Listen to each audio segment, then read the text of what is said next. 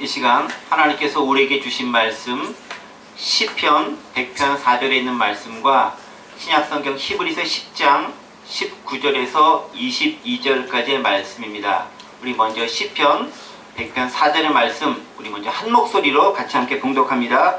시작. 감사함으로 그의 문에 들어가며 찬송함으로 그의 궁정에 들어가서 그에게 감사하며 그의 이름을 송축할지어다. 아멘. 히브리서 10장 19절부터 22절까지의 말씀입니다. 이 말씀도 우리 같이 한 목소리로 말씀 봉독하겠습니다. 시작.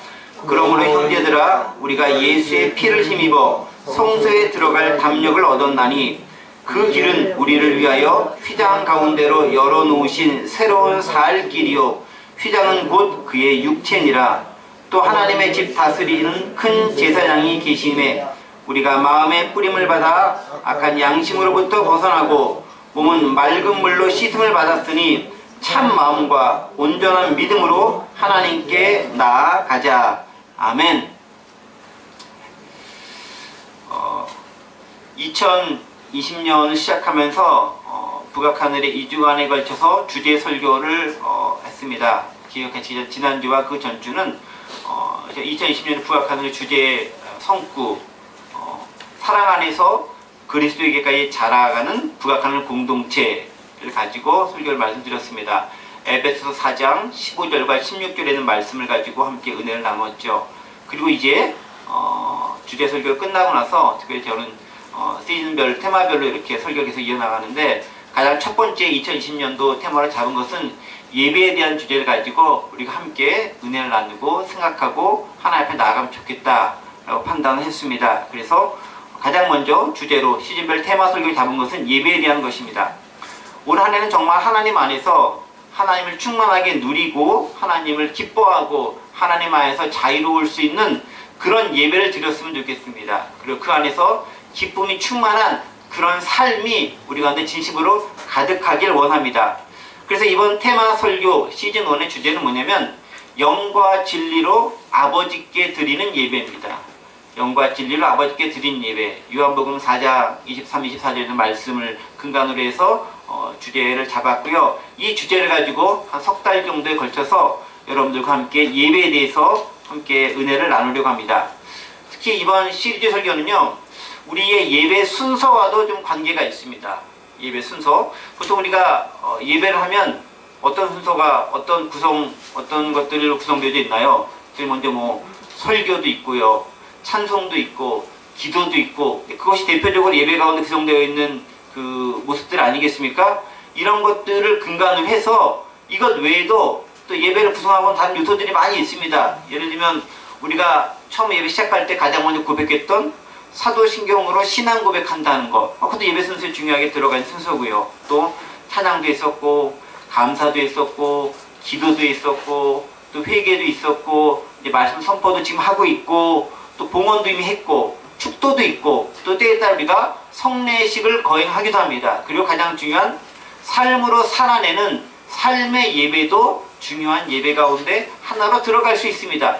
이러한 각 예배를 구성하는 순서들이 어떤 의미를 가지고 있는지 좀 생각해 보려고 합니다. 그래서 예배를 구성하는 각 항목들이 어떤 의미를 지니고 있고 이것들이 왜 그 순서에 위치해 있고 그리고 신구약 성경에서의 유래가 뭐고 성경적 의미는 무엇인지 그리고 실제 우리의 삶에서 이러한 것들이 어떻게 적용되어지고 활용되어질 수 있는지 그리고 우리가 어떻게 살아내야 하는지에 대해서 함께 좀 생각해보는 시간을 가지려고 합니다.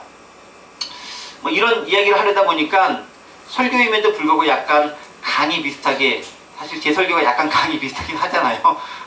주로 이제 강의 설교 위주로 하다 보니까 그렇게 될지도 모르겠다는 생각이 들기도 하지만 최대한 우리의 선포는 하나님의 메시지다라는 생각을 가지고 말씀을 준비하도록 하겠습니다. 그리고 그렇게 선포하려고 합니다. 그래서 우리가 하나님 앞에서 참된 예배자, 또 하나님을 진정으로 누리는 예배, 그리고 하나님을 선포하며 그 안에서 발견하는 예배의 기쁨과 감격이 무엇인지 깨닫고 경험하는 그런 시간이 되었으면 좋겠습니다. 제가 설교 전체적인 그 목차 및 구성 주제를 잡았을 때 참고한 책이 있는데요. 그 책은 뭐냐면은 그 송인규 교수님의 아는 만큼 누리는 예배라는 책이 있어요. 이 책이거든요. 네. 송인 교수의 아는 만큼 드린 예배인데 요 책에 있는 순서를 제가 많이 참고를 해서 또 그 내용도 조금 좀 참고를 해서 설교의 순서를 대략적으로 짰다는 것 참고적으로 말씀드리겠습니다. 자, 오늘은 그 첫 시간으로 하나님과의 만남이라는 의미에서 어떻게 예배가 정의될 수 있는지를 좀 생각해 보려고 합니다. 학자들과 목회자들 사이에서 예배를 정의하고 그 의미를 규정하는 여러 방법들과 시도들이 있고요. 각자 나름대로마다 예배는 이거다, 예배는 이거다 라고 얘기하는 것이 있습니다.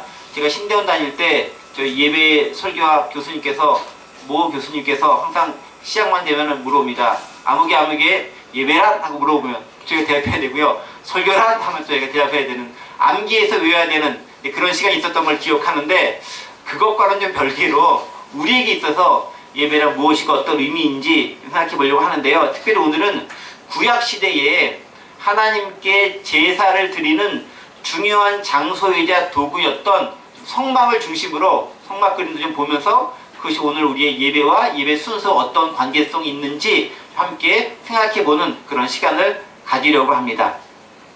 자, 시작하기 전에 살짝 여러분들에게 제가 질문을 하나 던져드리도록 하겠습니다. 제가 질문하는 거 좋아하잖아요. 그렇죠? 자, 여러분들은 예배라고 하는 명사가 있습니다.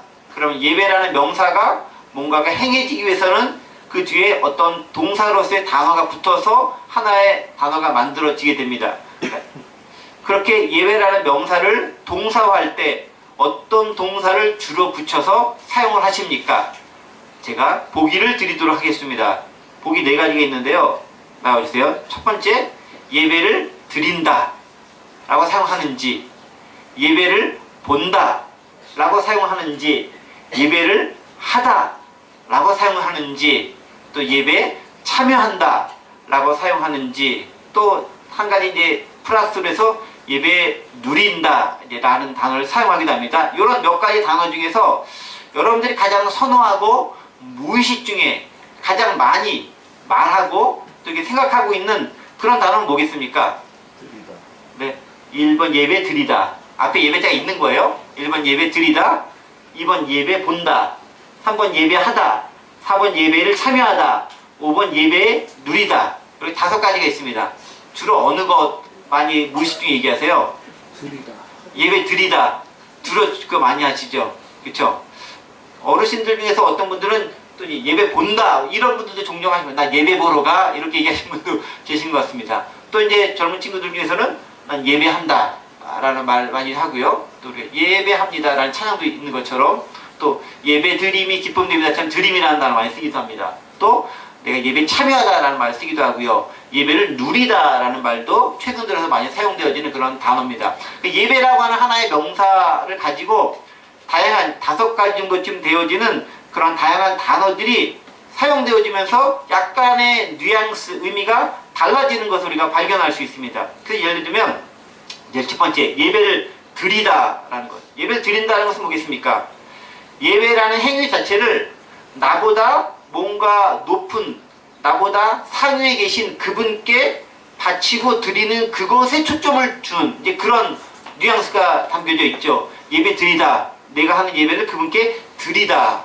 거기에 이제 바치는 거죠. 존경과 존중의 의미를 담아서 그분께 드리다라는 의미가 담겨져 있습니다. 사실 이게 예배라는 의미가 한자로 썼을 때 이제 그런 부분들이 충분히 있어요. 예배 경배라는 것이 내가 엎드려 절하고 그걸 높이다라는 의미가 있기 때문에 충분히 타당한 설명이기도 합니다. 예배를 본다 라는 측면으로 말씀하는 분도 있어요. 예배를 본다. 여러분들 생각해 보세요. 나는 어떤 단어 많이 썼나? 예배를 본다. 이 말은 뭐냐면은 내가 제3자적 입장에서 예배 행위 안에서 관찰한다 라는 의미가 그 안에 좀 포함되어져 있어요. 크게는 이제 예배라고 하는 테두리 속에 있는데, 예배 보러 가 라고 했을 때는 마치 예배를 좀 약간 구경하는 듯한 그런 뉘앙스가 그 안에 살짝 담겨져 있을 수 있다라는 거죠. 뭐 반드시 그 의미로만 수용되는 것은 아니지만 그런 의미가 있을 수 있다는 겁니다. 그럼 예배를 한다라는 것은 뭐겠습니까? 예배를 한다. 내가 예배에 주체적으로 동참해서 무언가 행위를 한다라는 거예요. 그 행위는 구체적으로 기도일 수도 있고 찬양일 수도 있고 뭐 회개일 수도 있고 또 경배일 수도 있고 또 고백일 수도 있고 결단일 수도 있는 여러 가지 것을 한다라는 겁니다. 그래서 예배라고 하는 큰 테두리 안에서 행한다라는 것에 초점을 두고 있는 거죠. 주체적으로 뭔가를 행하는 것에 초점을 둔 그런 표현입니다. 그 다음에 또 뭐가 있냐면 예배를 참여한다라는 것입니다. 이것은 약간 수동적인 입장에서 예배라는 그 행위 속에 나도 포함되어져서 더불어 간다라는 거예요.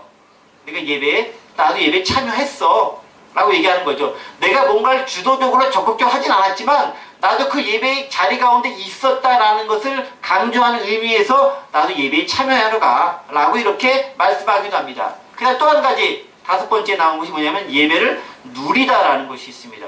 그러니까 예배를 단지 참여하고 내가 뭔가를 행위를 하는 것을 넘어서서 아예 그 예배 자체를 내가 경험하고 체험하고 누리는 걸 통해서 뭔가 더 이렇게 승화시키려는 그런 의미가 이 안에 담겨져 있다라는 거죠. 5가지 정도의 의미, 더 될 수도 있어요. 제가 이제 생각했지 못한 그런 부분들이 예배 가운데 있고 우리가 의식 중에 혹은 무의식 중에 이런 단어들을 사용한다라는 것입니다. 근데 여러분 자세히 보시면 알겠지만 위에 5가지에 더 많을 수도 있지만 이런 것들은 예배라는 그 행위에 대해서 내가 어떤 역할이나 어떤 위치에 서 있느냐에 따라서 내가 그 예배를 규정하는 단어가 달라질 수 있겠구나라는 것들을 생각하게 돼요. 그렇죠? 물론 이제 우리가 관습적으로, 습관적으로 그냥 나도 모르는 사이에 그냥 자연스럽게 주입이 돼서 말해지는 그런 단어일 수도 있겠지만 내가 예배 가운데 어떤 태도를 취하고 있느냐에 따라서 지금 드린 것처럼 드릴 수도, 할 수도, 그 다음에 볼 수도, 참여할 수도, 누릴 수도 있게 되더라라는 것입니다. 내가 어떠한 예배에 대한 생각, 태도, 관점을 가지고 있느냐에 따라서 달라질 수 있다는 것이죠. 우리들에게 자신들에게 한번 스스로 질문해 볼 필요가 있는 거죠. 나는 예배를 어떻게 하는 것인가? 1, 2, 3, 4, 5번 중에서 무엇을 내가 가장 많이 예배와 관련돼서 사용하고 있는가를 생각해 볼 필요가 있습니다. 자, 이것과 좀 별개로 해서요. 학자들과 목회자들은 기본적으로 예배를 가장 많이 어떻게 정의하냐면 하나님과의 라고 정의를 합니다. 예배는 하나님과의 만남이야. 그게 예배야. 라고 요새 많이 정의를 하곤 합니다. 제사와 예배는 좀 많이 다른 개념이기 때문에 예배를 하나님과의 만남으로 정의합니다. 그렇지만 뭐 제사도 사실 예배에 상당히 비슷한 일종의 전제가 되는 그런 부분이기도 합니다. 근데 이 하나님과의 만남으로 예배를 정의하는 것은요, 철저하게 예배를 행위보다는 인격적 관계에 초점을 두고서 해석하는 경우입니다. 예배는 하나님과의 만남이야 라는 것은 하나님과 나와의 어떤 관계성이 있고 그 관계성 가운데서 이루어지는 어떤 만남, 이루어지는 어떤 작용, 이루어지는 어떤 행동들, 이것 전체를 아우르는 그런 표현으로서 하나님과의 만남으로서의 예배를 이야기합니다. 저 역시 기본적으로 예배를 정의함에 있어서 가장 보편적으로 이렇게 가장 기본적으로 사용하는 개념이 바로 이 개념이에요. 하나님과의 만남으로 예배를 정의하는데 저 역시 별 주저함이 없습니다. 전적으로 동의합니다. 왜? 예배는 하나님과 내가 만나고 그 안에서 발생하는 수많은 여러 가지 일들, 사건들, 체험들, 경험들, 역사들, 그것들을 다 표현하는 것이기 때문에 만남이 중요하다라고 보는 거죠. 그래서 예배는 하나님과의 만남입니다. 관계성을 기초로 한 만남입니다. 관계가 있을 때 우리는 그것을 만남이라고 부릅니다. 그래서 진정한 예배가 되려면 근본적으로 하나님과의 관계가 온전해야 그 예배가 진정한 관계를 가지고 나아갈 수가 있습니다. 내가 하나님과 관계가 온전하지 않은데 그분과 만남 갖는 거 쉽지 않습니다. 예를 들면 좀 마음에 안 드는 어떤 사람이 있어요. 저 사람 보기만 해도 싫어요. 관계가 안 좋아요. 그러면 좋은 만남을 잘 가질 수 있을까요? 없죠. 네. 제가 만약 내일 누군가를 만나러 가야 돼. 근데 그 사람 만나는 게 너무 싫어. 왜냐면 관계가 안 좋거든. 근데 만남을 가져야 돼. 그 만남이 기쁘고 즐거운 만남이 될 수 있을까요? 이거 만만치 않은 문제잖아요. 예배도 마찬가지라는 거죠. 하나님과의 관계성 안에서 봤었을 때 어떤 관계를 가지고 있느냐에 따라서 그 만남이 기쁘고 행복하고 즐겁고 놀라운 만남이 될 수도 있는 반면에 관계가 안 좋으면은 꺼림직하고 껄끄럽고 하기 싫고 귀찮고 피하고 싶고 회피하고 싶은 그런 만남이 될 수도 있다라는 거예요. 그러니까 내가 하나님과 온전한 만남으로서 예배가 가능하기 위해서는 그 관계가 원활하고 편하고 좋고 자유롭고 그 관계가 아주 유지가 잘 되는 그런 관계여야 한다라는 거예요. 어떠십니까? 현재 여러분들의 하나님과의 관계는 어떤 선상이 있습니까? 소통이 잘 되는 그런 관계입니까? 생각만 하더라도 그분과의 관계가 느껴지는 그런 관계 가운데 있습니까? 아니면은 생각만 하면 나는 도망가고 싶은 그런 관계에 있습니까? 그런데 어떤 관계에 있든 하나님은 일단 예배의 자리로 나오라고 하십니다. 왜냐하면 그래야 관계의 회복이 비로소 시작되기 때문에 그렇습니다. 그래 관계는 일단 만남으로부터 시작하기 때문에 그 관계가 좋든 안 좋든을 떠나서 일단 만남의 자리에 일단 나아가야 합니다. 그래서 종종 이런 분들이 계세요. 목사님 저는 교회 가서 예배하고 싶긴 한데요. 제가 그 하나님이라고 하는 그분하고 별로 안 친해서 제가 죄진 게 많아서 잘못한 게 많아서 제가 별로 그 자리에 가는 게 좀 어렵네요. 라고 말씀하시는 분들이 간혹 계세요. 그러야 하는 분일수록 만나서 일단 해결해야 되는 거예요. 만나야 만남을 통해서 뭔가가 관계가 회복되어질 수 있습니다. 그래서 일단 만남 자리로 나아가는 게 필요하다라는 것입니다. 그래서 예배는요, 만남을 통해서 관계성이 형성되어지고 그 좋은 형성되어진 관계성을 가지고 더 풍성한 만남이 가능하게 되더라라는 것입니다. 그리고 그것은 우리의 예배의 구성 요소들인 회개나 찬양이나 고백이나 감사나 말씀이나 기도 이 모든 것들을 누리고 모든 것들을 기쁨으로 감당해낼 수 있는 기초가 되기도 합니다.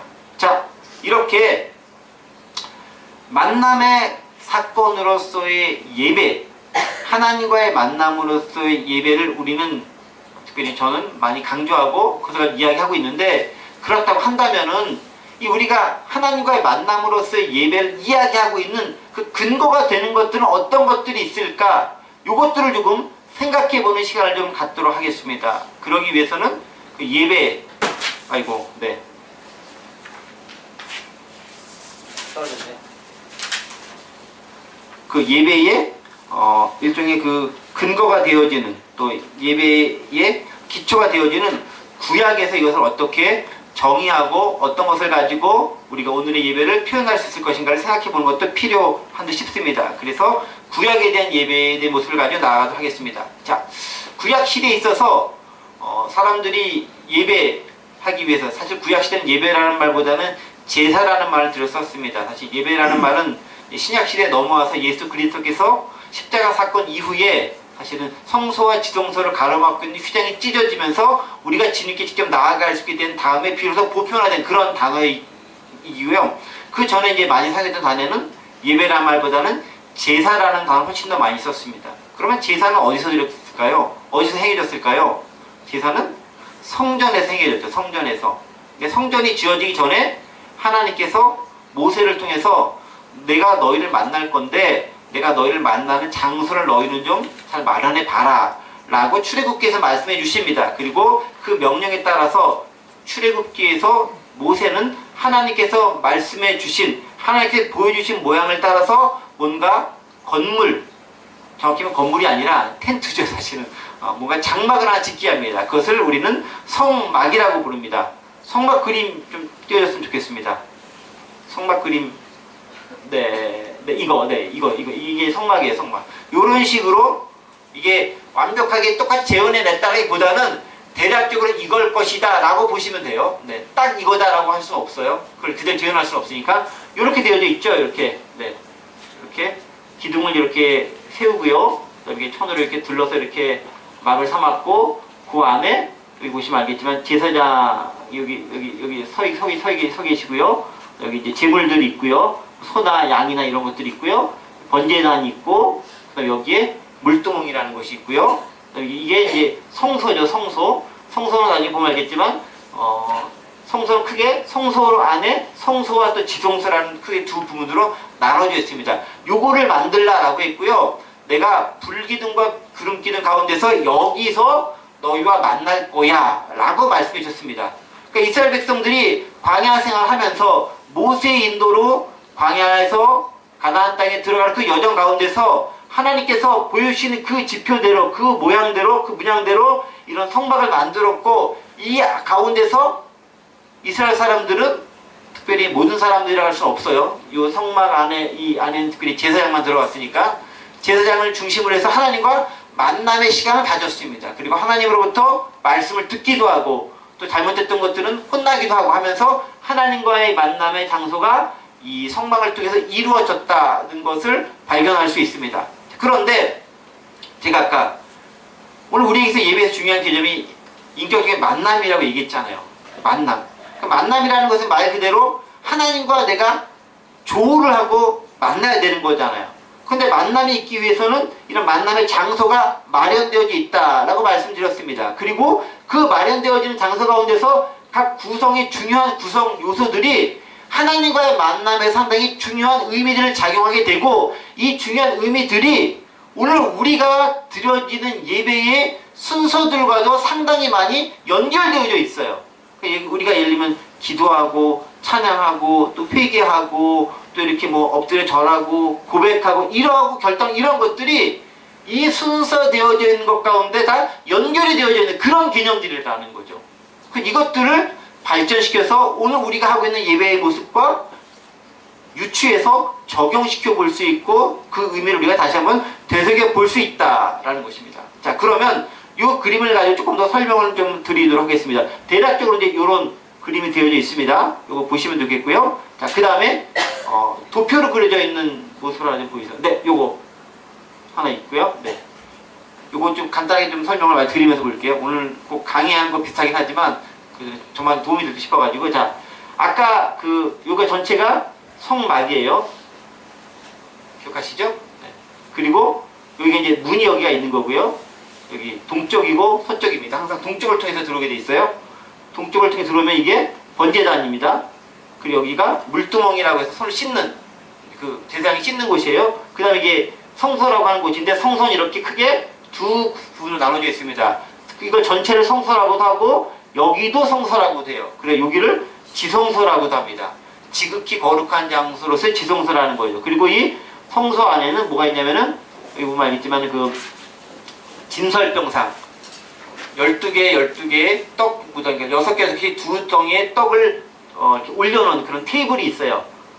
예, 테이블 오브 쇼브레드라고 적혀있죠. 그런 테이블이 있습니다. 진설병상이 있습니다. 그리고 여기는 금촛대가 있어요. 황금으로 된 촛대가 여기 있어요. 골든 램프 스탠드라고 해서 이게 7개의 가지가 있는 황금 촛대가 이쪽에 딱 이렇게 되어져 있습니다. 그리고 여기 뭐 있냐면은 The Altar of Incense라고 해서 분향단, 향이 이렇게 올라가서 이게 나중에 이제 기도를 상징하는데 그런 것들이 되어져 있고요. 여기를 가로막는 게 또 휘장이에요. 휘장.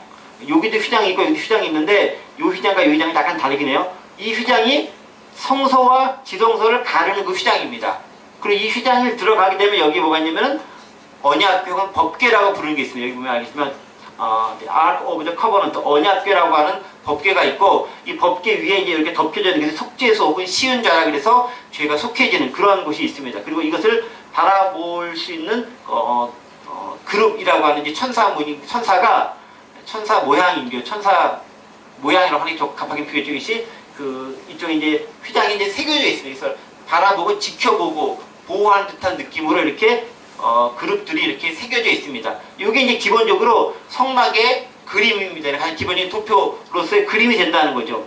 근데 이것들이 오늘 우리가 드리는 예배하고 밀접한 관계가 있어요. 그럼 어떠한 관계가 있는지 좀 살펴보도록 하겠습니다. 예배의 흐름도라는 거 있죠? 그건 좀 한번 펴주세요. 좀 또 하나 있어요. 이거 말고 하나 더. 네, 요거 보시죠. 요게 이제 그 예배의 흐름도라고 하는 것입니다. 제가 정확히 꼭 동의해서 적어놓은 것은 아니지만 대략 이런 흐름 가운데 진행된다는 걸 말씀드리기 위해서 그러는 거예요. 자, 어떤 한 사람이 죄와 잘못을 범했어요. 그러면 이제 어떻게 해결해야 될까요? 이 사람이 죄를 범하면 하나님을 만날 수가 없습니다. 그럼 어떻게 됩니까? 하나님과의 만남을 갖기 위해서는 죄에 대한 문제를 해결하기 위해서 어딘가를 나아가야 한다라는 거죠. 그렇죠.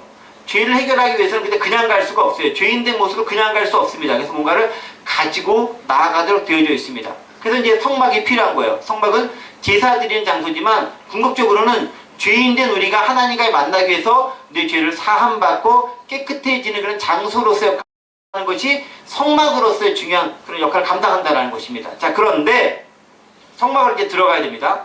내가 죄를 저질렀어요. 잘못했어요. 그래서 이제 혼자 갈 수 없으니까 양이나 염소 같은 거를 끌고 갈 수도 있고, 좀 그렇지 않으면은 가서 여기서 이제 있는 거를 이제 돈을 주고 살 수도 있습니다. 뭐 그건 그때그때 다를 수 있으니까 이 동쪽의 문을 통해 이제 들어가게 됩니다. 그런데 들어갈 때 그냥 들어가지 않습니다. 의미가 있습니다. 어떤 의미 있느냐? 아까 시편 100편 4절에 있는 말씀 읽었던 거 기억하십니까? 시편 100편 4절에 있는 말씀 다시 한번 보여주시죠. 같이 함께 다시 읽어볼까요? 시작! 감사함으로 그의 문에 들어가며 찬송함으로 그의 궁정에 들어가서 그에게 감사하며 그의 이름을 송축할지어다 라고 되어져 있습니다. 자, 여기서 그의 문, 그의 궁정이라고 할 때 뭐냐면, 이건 뭐냐면은 성막을 통한 성막문 혹은 성전문, 성전뜰을 들어가는 거예요. 궁정은 뜰이잖아요. 그러니까 성전을 들어가는 그 문은 뭘로 들어간다? 감사함을 가지고 성전 문을 들어가는 거예요. 그 다음에 성전문을 들어가면 뭘 밟게 되죠? 뜰을 밟게 되죠. 뜰은 어떻게 밟느냐? 찬송함으로 그의 궁전에 들어가서 감사하며 송축한다 라고 되어져 있어요. 자, 이 말씀이 뭐냐면 우리가 처음에 예배 땐 제사니까 제사 드리러 나갔을 때 가장 먼저 하는 게 뭐냐면은 내가 제사 드리러 그 성막에 나갈 때 어떤 마음가짐과 자세가 그 안에 있어야 되는가를 우리가 보여주는 거예요. 어떻게? 그 문을 통과해 들어갈 때 어떻게? 감사함과 찬송함을 가지고 그 문에, 그 성막에 들어가야 한다라는 거예요. 자, 다시 한번 아까 그 예배의 흐름도에 대한 사진 좀 보여주시겠습니까? 네, 여기 보세요. 엔터, 들어가죠. 여길 들어갈 때 어떻게? 감사함을 가지고 여기를 통과해야 되는 거예요. 그 다음에 들어가면 이게 바로 이게 성막 뜰이잖아요. 코티아드라고 되어 있죠. 이게 성막 뜰입니다. 이제 성전 뜰이라고도 하고 되죠. 성전 뜰을 밟을 때는 찬송함으로 이 성전 뜰을 밟는 거예요. 자, 오늘 우리에게 적용시키면 어떻게 될까요? 여러분들이 교회 올 때 어떤 마음을 가지고 교회 오십니까? 감사한 마음을 가지고 오십니까? 그 다음에 여기 문지방을 딱 들어서 이게 예배당을 딱 받는 순간 찬송함이 막 입에서 넘쳐 나오십니까? 그래야 된다는 걸 얘기하고 있는 거예요. 우리 가운데서. 시편에서 우리에게 얘기해준 거예요. 그거예요. 너희가 성막 가운데 하나님을 만나러 왔어? 그러면 일단 너희 상황이 어떠든지 관계가 없어. 여러분 아까 그 제가 제사장 얘기하고 이렇게 성막 얘기했지만은 성막에 오는 많은 사람들이 죄와 잘못을 가지고 오는 사람들이 대부분이에요. 뭐 물론 이제 화목제라는 예외의 경우도 있겠지만 그런 사람들이 일단 뭐 죄를 넣기 때문에 마음이 무거울 수밖에 없는 것은 사실이에요. 그럼에도 불구하고 성막을 통해서 내 죄의 문제가, 내 짐의 문제가 해결될 것을 알기 때문에 어떤 마음을 가지고 올 수 있냐면은 감사한 마음을 가지고 올 수 있는 거예요. 아, 내가 이렇게 죄를 졌는데 내가 주님 앞에 나아가서 이 문제 해결될 수 있겠구나. 정말 감사한 일이다 라는 마음을 가지고 성막으로 나오는 거예요. 반드시 그렇게 꼭 적용시킬 수는 없겠지만 우리가 여러분들이 예배당에 나올 때, 오늘 예배하러 교회 올 때, 예배 드리고 교회 올 때 어떤 마음 가지고 와야 되냐? 세상에서 무거운 짐들이 많이 있을 수 있어요. 삶이 힘들 수 있어요. 하나님 모습 부끄러운 모습, 죄를 많이 졌을 수도 있어요. 물론 기쁘고 즐거운 삶을 살았을 수도 있어요. 그 모든 걸 통틀어서 그럼에도 불구하고 딱 한 가지 자세, 무슨 자세? 감사함의 자세를 가지고 일단 나오는 거예요. 교회는 기쁨 가운데 오는 거예요. 일단 감사함 가운데 오는 거예요. 감사할 거리가 없어도 감사함으로 오는 거예요. 힘들어도 감사한 마음으로 오는 거예요. 왜? 이 안에서 기가 막힌 만남이 기대하고 있기 때문에 그러는 거예요. 감사함을 가지고 나옵니다. 그리고 성전 뜰을 딱 밟았어요. 그럼 뭐가 나니까 자연스럽게 감사한 마음을 딱 와서 성막을 딱 들어와 보니까 너무 기쁘고 좋지 않아요. 자연스럽게 입안에서 찬송이 흘러 넘치는 거예요. 할렐루야, 감사합니다, 기쁩니다, 좋습니다, 즐겁습니다, 불러주셔서 너무 좋아요 라고 감사 찬양이 흘러 넘치게 되는 거다라는 거죠. 감사와 찬양 가지고 들어오는 겁니다. 자, 감사 찬양 가지고 성막까지 딱 왔어. 여기서 끝이 아니죠. 그 다음에 뭡니까? 문제는 뭐겠어요? 내가 죄악과 허물과 온전치 못한 모습을 많이 있잖아요. 그래서 해결하기 위해서 왔잖아요. 그 다음에 그것들을 해결해야 되는 거잖아요. 어떻게 해결됩니까? 그때는 제물을 하나님께 드림으로 해결되는 겁니다. 그래서 나온 게 뭐냐면은 이게 번제단이 나옵니다. sacrifice confess라고 그래가지고요. 제사를 드리면서 고백을 하는 장면 여기 나오는 거죠. 이 번제단입니다. 이 번제단이 어떻게 생겼냐면요. 좀 이제 생긴 거 하나하나 보여드리도록 하겠습니다. 네. 다른 거? 네, 여기. 이게 이제 번제단 이렇게 생긴 거예요. 네모나게 돼가지고 여기 불이 있어서 이게 석쇠처럼 뭔가 구울 수 있게 돼 있어요. 여러분 제사를 드린다는 게 뭐냐면 조금 속된 편으로 얘기해가지고 고기를 잡아가지고 각을 떠서 부위별로 나눠서 이렇게 굽는 거예요. 그래서 향기로운 냄새로 주님께 올려드리고 기름을 태워서 올려드리는 거예요. 그리고 제사에 따라서 번제 같은 경우는 뭐 다 드리는 것이겠지만 드리기도 하지만 일부 같은 경우는 그렇게 구워진 것들 살이라든가 그런 부분들은 제사장이라든가 혹은 화목제 같은 경우는 드려온 상같이 먹기도 하는 거예요. 잔치가 벌어진 거죠. 그래서 굽는 거예요. 그래서 제사를 드린다, 제물을 드린다는 것은 태워서 연기로 올려드리는 그런 의미죠. 근데 어떤 냄새가 있냐면 기름이 잘 타는 것이 좋은 냄새가 나요. 향기로운 기름으로 주님께 태워서 드리기도 하죠. 여기서는. 그리고 이게 피 뿌림이 있기 때문에 피를 여기다 바르면서 이렇게 여기 이제 번제단이 되는 거죠. 그 번제단 뒤에 있는 이게 물두멍이죠. 이게 물두멍은 손발을 씻는 곳이에요. 제사장들이. 왜냐하면 이 짐승을 잡고 뭐 하면 지저분해지잖아요. 씻는 곳입니다. 네. 씻는 곳입니다. 그 다음에 이 또 안에 들어가 보면 이것이 성소와 지성소가 있는데 이 성소 안에는 아까 제가 두 가지 있다 그랬죠? 뭐가 있다 그랬죠? 금촛대와 그 다음에 진설병상이 있고 또 하나 있구나. 분향단이 있다고 그랬습니다. 이게 이제 그걸 얘기하는 거예요. 여기 금촛대 이렇게 생긴 촛대가 있고요. 그 다음에 떡상이 있습니다. 떡을 이제 담을 수 있는 상이 있는 거고요. 그 다음에 분향단이라고 있습니다. 여기 또 여기 이거 향을 피우는 그런 곳이에요. 연기가 계속 올라갈 수 향을 피우는 곳입니다. 그리고 지성소를 쏙 들어가게 되면은 이렇게 생긴 법궤가 있습니다. 법궤가 보이죠? 네, 하나님과 만나는 거예요. 법궤 이렇게 이런 식이 된 이게 정확하게 이런 모양이다라기보다는 이런 모양일 것이다라고 성경에 있는 것들을 근거해서 이렇게 시각화해 놓은 거예요. 정확하게 꼭 이거다 라고 저희가 확정적으로 얘기하지 못하지만 대략 이러한 모습일 거다라고 우리가 추측해서 생각하시면 좋습니다. 다시 이제 아까 성막 예배 흐름도로 넘어가 주세요. 네. 그래서 죄에 대한 문제를 가지고 들어와서 여기서 번제단에서 잡습니다. 내 죄에 대한 문제를 이 중에서 고백을 하는 거죠. 이 안에서. 그 다음에 이 물두멍에서 그것이 씻어짐에 대해 고백합니다. 그러니까 우리가 좀 이따 그냥 몰아서 설명드릴게요. 내 죄에 대한 고백이 있고요. 그에 대한 씻김이 이 안에서 일어난다라는 것입니다. 그것을 통해서 비로소 어딜 들어가게 되느냐? 성소라고 하는 곳에 비로소 들어가게 되더라라는 거예요. 구약의 제사가 이렇게 이루어졌다라는 거예요. 지금 꼭 그거다라기보다는 이 안에 근데 이 안에 들어가게 되면은 뭐가 있느냐? 이 안에는 여기 보시면 알겠지만은 진설병상이 있고 여기에는 7개의 가지가 있는 램프대 등불이 있습니다. 그리고 그것을 지나가면은 분향단이 있고 이 안을 들어가는데 이 안에는 누가 들어가냐면 대제사장이 1년에 딱 한 번 대속죄일에 딱 한 번 여기에 들어갈 수 있어요. 그러니까 제사장들은 여기까지 와서 여기들 관리를 한 건 해요. 뭐 분향단도 갈아줘야 되고 떡상도 갈고 이제 뭐 불도 꺼지지 않게 해야 되고 이것도 관리 때문에 매일같이 들어가긴 하지만 이 안에 들어가는 거는 대제사장이 1년에 딱 한 번 대속죄일에 자신과 이스라엘 전체 백성들의 죄를 사함받기 위해서 이 안에 들어갈 수 있습니다. 함부로 못 들어가요. 이 안에 함부로 들어가면은 그냥 죽어요. 그래서 대제사장이 이 안에 들어갈 때는 대제사장임에도 불구하고 끈을 이렇게 길게 메고 들어가는 거예요. 왜 그런지 아세요?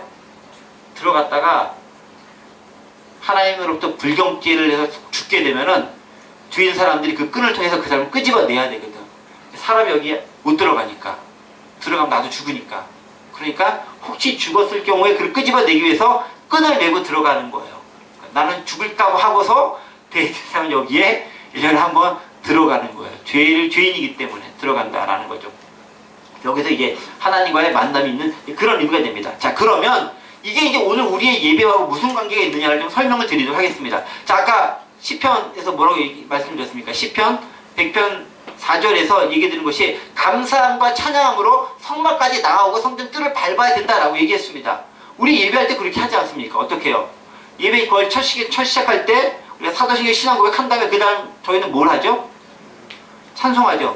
찬송에 대한 주요 내용은 감사와 찬양이 주로 찬송의 주로 내용인 거예요. 그러니까 하나님 앞에 진심으로 전체가 다 만남이긴 하지만은 더 깊이 있는 만남을 위해서 감사와 찬양을 하나님께 올려드리는 거예요. 여러분들 여기 들어올 때도 그렇게 오셨지만 저희의 예배 순서 역시 그 순서로 거의 기록되어져 있고 그 순서로 정해져 있는 거예요. 어떻게? 감사와 찬양함을 통해서 먼저 하나님께 나아가는 거예요. 기쁨의 모습을 가지고 나아가는 거예요. 내 삶이 슬프고 애통하고 힘들고 어려울 수도 있어요. 그럼에도 불구하고 감사와 찬양을 내가 고백하는 순간 그 마음이 바뀌고 변화되는 것을 경험할 수 있습니다. 여러분 그게 예배의 능력이에요. 내 상태가 안 좋은데 안 좋음에도 불구하고 의지적으로 찬양하고 의지적으로 감사했었을 때 그것이 진정으로 변화하는 것을 통해서 진짜 감사, 진짜 기쁨, 진짜 눈물이 그 안에서 나올 수 있게 되더라라는 거예요. 근데 상태에 따라서 감사 찬양하는 게 아니라 감사 찬양하라는 명령이 말씀이 있기 때문에 그 말 순종하니까 그게 수반되어져서 내 안에 기쁨과 감격과 놀라움이 솟구쳐 나오는 거다라는 거죠. 그래서 우리 예배에서도 감사 찬양이 먼저 들어가야 됩니다. 그 다음에 뭘 하는 거죠? 아까 다시 예배 흐름들 보시면은 네 예배 흐름도 다시 좀 켜주세요. 네 보시면 알겠지만은 죄에 대한 고백이 나오는 거죠. 그냥 죄 시스템이 나옵니다. 뭐겠습니까? 하나님 내가 세상 살면서 이러이러한 잘못과 온전히 못한 것들을 많이 저질렀습니다. 그래서 고백하는 순서가 있는 거예요. 우리가 기도할 때 이것을 많이 고백하죠. 하나님 제 안에 잘못한 것이 많습니다. 제가 아까 그 예배 우리 찬양하고 나서 다음에 그 잠깐 인도했을 때 그런 고백하지 않습니까? 성령께서 우리한테 인도해 주시고 죄와 허물이 있었던 것, 우리를 억눌렸던 것들을 하나님 자유롭게 풀어 주시옵소서라고 기도하고 함께 나아갔던 것들은 이런 것들이 기초하는 거죠.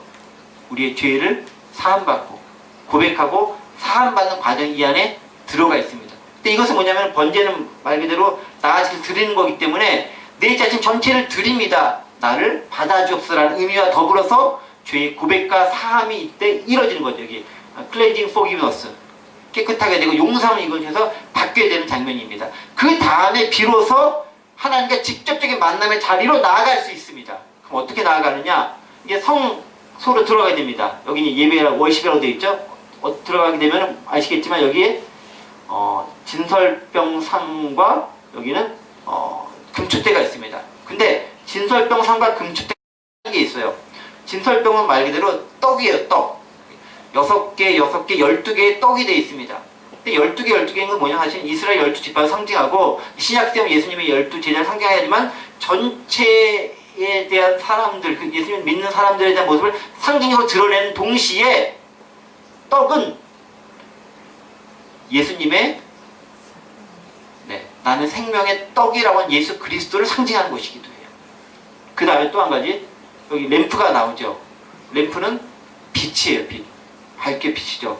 빛은 세상을 밝히고 조명해주는 성령님, 진리를 밝혀주는 조명해주는 성령님의 역할. 또 빛이 그 램프가 있기 위해서는 기름이 반드시 있어야 되거든요. 그 기름을 상징하는 성령님이 이 안에 상징하는 거죠. 그래서 예수 그리스도와 성령님을 상징하는 그것을 통과해서 비로소 하나님과의 만남이 있는 지성소로 들어갈 수 있게 된다라는 거예요. 그러니까 예수 그리스도와 성령의 감동하심이 없는 예배는 기본적으로 온전한 예배가 될 수 없는 거예요. 우리가 예배하고 기도할 때도 예수 그리스도의 이름으로 기도하고 성령님의 도우심을 반드시 간구하면서 나아가지 않습니까?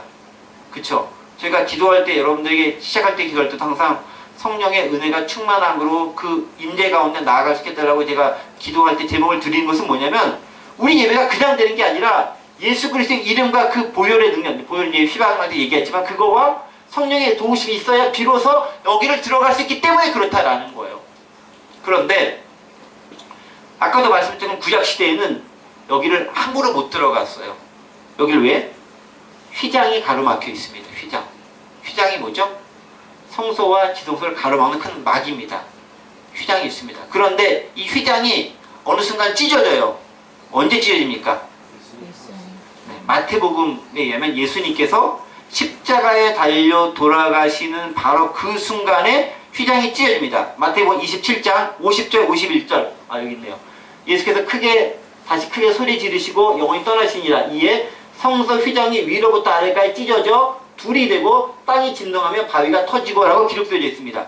예수님이 돌아가신 그 순간에 휘장이 위에서부터 아래로 쭉 찢어져 버린 거예요. 그 말은 뭐냐? 두 가지 의미가 있어요. 첫째, 예수님의 몸을 상징하는 휘장이 찢어진 휘장이 예수님의 몸을 상징하는 것이고 예수님의 몸이 찢기면서 역사가 이루어지더라라는 거예요. 그게 이제 아까 읽었던 히브리서에 있는 그 말씀에 있습니다. 예를 들면 히브리서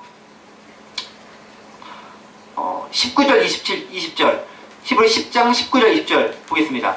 그러므로 형제들 우리가 예수의 피를 힘입어 성소에 들어갈 담력을 얻었나니 그 길은 우리를 위하여 휘장 가운데로 열어놓으신 새로운 살 길이요 휘장은 곧 그의 육체니라 라고 하면서 예수님의 육체를 상징하는 휘장이 위에서 아래로 찢어졌다라는 의미가 있고, 두 번째 의미는 뭐냐면 그렇게 휘장이 찢어지니까 이제는 대제사장이 1년에 한 번뿐만이 아니라 누구라도 그 찢어진 휘장을 통과해서 하나님께로 나아갈 수 있게 되었다라는 것을 상징하는 거예요. 그러니까 구약시대에는 대제사장만 제사를 드릴 수 있었고 제사장만 성소에 나아갈 수 있었어요. 그러나 지금은 예수님을 믿는 누구, 어떻게 19절에 의하면 예수의 피를 힘입어 예수 그리스도의 보혈을 믿고 그 피를 의지하는 사람, 그 피 묻힘을 입은 사람은 누구든지 휘장을 통해서 지성소로 들어갈 수 있게 되었다라는 거예요. 지성소로. 다시 한번 지성소 그림 보겠습니다. 아까 그 그림 다시 펴주세요. 자, 네, 그거 말고 아니 아까 흐름도 네. 자, 그렇게 들어가게 되면은 뭐가 나오냐? 여기 보면 아시겠지만 여기 홀리 오브 홀리스, 지극히 거룩한 지성소가 되고요. 여기 이제 속죄소라고 하는 그 법궤가 있습니다. 이 법궤 안에 뭐가 들었냐면은 십계명의 두 돌판, 아론의 쌍난 지팡이, 그리고 만나가 이 가운데 들어 있습니다. 세 가지 것이 이 법궤 안에 들어져 있고요. 그리고 그 법궤를 속죄소, 시운자라는 것이 덮고 있고 그것을 그룹이 감싸고 있는 그런 형태의 법궤가 있어요. 여기서 하나님과 만남이 이루어지는 거예요. 그래서 뭐라고 쓰냐면 여기 보면 인카운터라고 되어 있죠. 사람과 하나님 여기서 만나다라는 거예요. 자, 그러니까 정녕 그거인 거예요. 우리가 감사와 찬양을 통해서 예배당 가운데 나아오고 그 다음에 내 죄와 허물된 것을 고백하고 씻김을 받은 다음에 예수 그리스도와 성령님께서 마련해 놓으신 그 길을 따라서 여기는 분향단은 기도를 상징하는 겁니다. 성도의 기도를 통해서 이 문을 들어가게 되면 여기서 비로소 하나님을 만날 수 있다라는 거예요. 그 하나님과 은혜의 조가 비로소 이곳에서 일어나게 되더라라는 것입니다. 우리의 예배 순서는요, 기본적으로 이것들을 많이 바탕으로 하고 있어요. 이것과 똑같은 것은 아니지만 이 정신을 살려서 예배 가운데서 구현해내고 있는 거예요. 그래서 예배 가운데서 예수 그리스도의 이름, 성령님의 은혜, 이게 없으면 기본적으로 예배가 되지가 않는 거예요. 예수님을 고백하지 않는 사람들이 모여서 예배할 수는 없는 거예요. 성령님의 역사가 없이 예배가 있을 수는 없는 거예요. 그게 있어야 비로소 하나님과 진정한 만남이 가능하게 되더라라는 것입니다. 말씀을 정리하겠습니다. 우리가 올 한해 좀 예배를 좀 은혜 가운데 잘 드렸으면 좋겠어요. 사람이 많건 적건 가운데. 그러기 위해서 우리가 어떤 마음을 가지고 이곳에 나와야 되는 것인가? 또한 이곳에 왔을 때 내가 어떻게 주님께 나아갈 수 있을 것인가? 내가 어떻게 예수님의 보혈을 의지하고 성령님의 도우심을 의지할 것인가? 그리고 하나님의 만남이라는 것이 무엇인가? 그 만남의 감격은 또 어떤 것인가를 여러분들이 많이 체험하셨으면 좋겠어. 경험하셨으면 좋겠고 많이 누리셨으면 좋겠어. 그리고 예배 가운데서 자유와 치유를 경험하고 그것을 통해서 하나님이 영화스러워짐을 내가 많이 누리고 경험하는 그런 시간이 됐으면 좋겠습니다. 비록 작은 곳에서 작은 공동체 가운데 드리는 예배지만 이런 원칙들과 원리들, 구약의 원리가 이렇고 신약을 넣으면 다음 시간에 신약에 대한 걸 설명드릴 텐데 그것들을 바탕으로 해서 하나님께서 받으신, 하나님이 기뻐하시는 하나님과의 진정한 만남이 있는 그 아름다운 예배의 모습이 우리 가운데 뿜어져 나오는 그런 놀라운 시간들, 놀라운 저와 여러분들 되시기를 간절히 원합니다.